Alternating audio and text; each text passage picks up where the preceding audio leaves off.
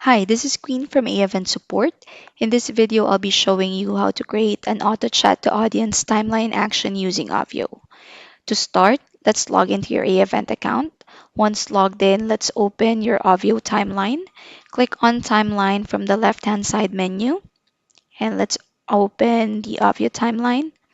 From this page, click on create action from the upper right-hand side, and this window will open.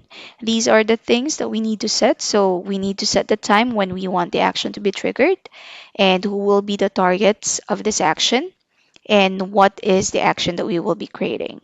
So a little reminder for auto chat to audience timeline actions, they have to happen within the webinar time. So for this video, I'll be setting it to a minute after the webinar has already started. And for who, I'll be selecting registrants.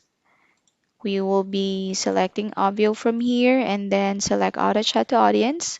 On this box, you can type in the message that you want sent out. And on top of that, you can actually add personalization values by clicking on this icon here. And here are the different personalization values that you can add to your message. For the purposes of this video, I want the first name of the registrant to be added. So I'll click on that one. I'll put in hi, and then it will automatically insert the name of the registrant here. And then I'll be typing in welcome to this webinar. And we can also add an emoji. So click on this smiley icon. Let's just add a simple smiley emoji.